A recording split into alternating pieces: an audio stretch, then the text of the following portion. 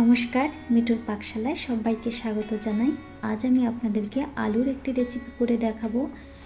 এখন প্রচুর নতুন আলু পাওয়া যায়, সেই নতুন আলু দিয়ে তৈরি করে ফেলুন দারুণ স্বাদের এই আলুর কষা। খেতে কিন্তু খুবই ভালো লাগে। এটা আপনারা ভাত, রুটি, পরোটা, লুচি সব কিছুর সঙ্গেই কিন্তু পরিবেশন করতে পারেন, আর তৈরি করাও কিন্তু খুবই সহজ। চলুন তাহলে দেখে নেওয়া যাক এই আলুর কষা রেসিপিটি। এখানে আমি 700 গ্রাম আলু নিয়েছি, আর আলুগুলো কিন্তু আমি সিদ্ধ করে খোসা ছাড়িয়ে নিয়েছি। এবার এর মধ্যে আমি একটু লবণ দিয়ে দিলাম আর দিয়ে দিচ্ছি হলুদ গুঁড়া। এরপর খুব ভালো মতো মেখে নেব। আলুগুলো সিদ্ধর সময়ও আপনারা লবণ দিয়ে সিদ্ধ করে নিতে পারেন। আমি যেহেতু লবণ দিয়ে সিদ্ধ করি নাই, যার কারণে এখন কিন্তু লবণ মেখে নিলাম। এবার আলুগুলো আমি ভেজে নেব। এর জন্য প্রথমে দিয়ে দিলাম সর্ষের তেল 3 টেবিল চামচ। তেল ভালো মতো গরম হয়ে গেছে। এবার এর মধ্যে আমি লবণ ও হলুদ মাখানো আলুগুলো দিয়ে দিলাম। এবার আলুগুলো আমি খুব ভালো মতো ভেজে নেব। আরেকটা কথা, আলুগুলো কিন্তু আমি 80% সিদ্ধ করে নিয়েছি। আলুগুলো ভাজা হয়ে গেছে, এবার আলুগুলো উঠিয়ে রাখবো।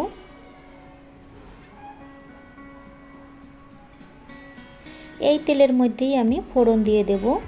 2টা তেজপাতা দিয়ে দিলাম, 3 থেকে 4টা লবঙ্গ, 2টা এলাচ ফাটিয়ে নিয়েছি, 2 থেকে 3 টুকরা দারুচিনি আর সামান্য একটু জয়িত্রী।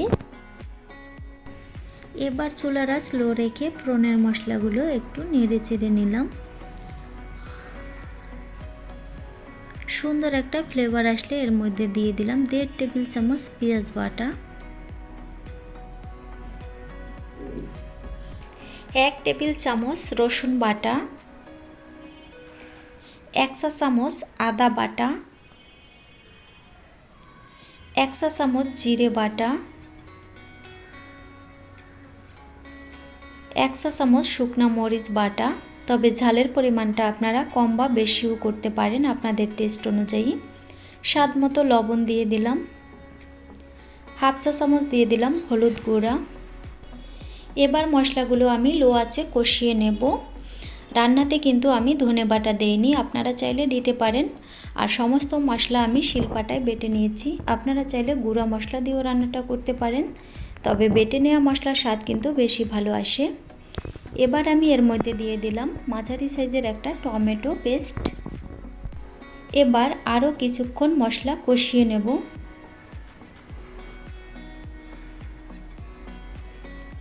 মশলা থেকে তেল ছাড়তে শুরু করেছে।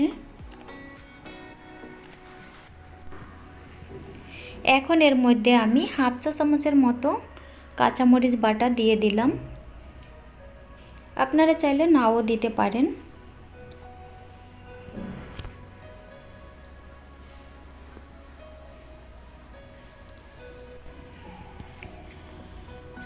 এখন এর মধ্যে দিয়ে দিলাম ভেজে রাখা আলু।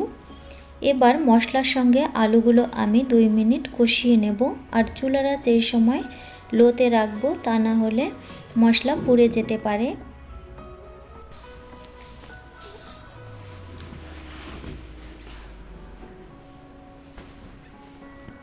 এবার এর মধ্যে আমি মটরশুঁটি দিয়ে দিলাম। এটা একেবারেই অপশনাল, না চাইলে নাও দিতে পারেন। এখন আবারও 2 মিনিট কষিয়ে নেব।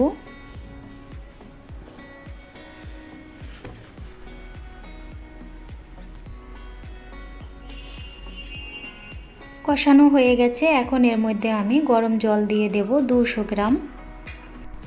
যেহেতু কষা আলু রান্না করছি, এর জন্য কিন্তু খুব বেশি জল দেওয়ার দরকার নেই।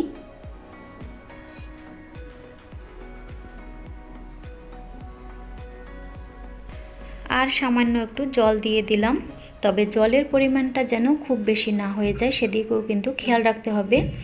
আমি যতটুকু জল দিয়েছি দেখুন, আলু কিন্তু ডুবে যায়নি। এবার আমি ঢাকা দিয়ে 5 মিনিট রান্না করব, আর চুলাটা স্লোতে রাখব। ফিরে এলাম 5 মিনিট পরে। রান্না কিন্তু অলমোস্ট হয়ে গেছে। এবার নেড়ে চেড়ে জল আমি আর একটু শুকিয়ে নেব। ঠিক এরকম মাখা মাখা হলে এর মধ্যে দিয়ে দেব 1/2 চা চামচ গরম মশলা বাটা, এবার গরম মশলা খুব ভালো করে মিশিয়ে নেব। চাইলে আপনারা এই সময় একটু চিনিও অ্যাড করতে পারেন, আমি আর দিচ্ছি না যেহেতু এটা নিরামিষ রান্না নয়। এবার আমি 2 মিনিট ঢাকা দিয়ে চুলার আঁচ বন্ধ করে দেব। 2 মিনিট পরে ঢাকনা খুলে নিলাম। পরিবেশনের জন্য একদম রেডি আলুর এই কষা। আজ আমি পরোটার সঙ্গে পরিবেশন করছি, তবে আপনারা চাইলে রুটি, লুচি, ভাত এসবের সঙ্গেও কিন্তু পরিবেশন করতে পারেন। ভীষণ ভালো হয় খেতে। আমার এই রেসিপিটি আপনারা একবার হলেও ট্রাই করে দেখবেন, আশা করি আপনাদের ভালো লাগবে। যদি ভালো লেগে থাকে অবশ্যই একটা লাইক করবেন, শেয়ার ও কমেন্ট করে পাশে থাকবেন। চ্যানেলটি সাবস্ক্রাইব করা না থাকলে সাবস্ক্রাইব করার অনুরোধ রইল।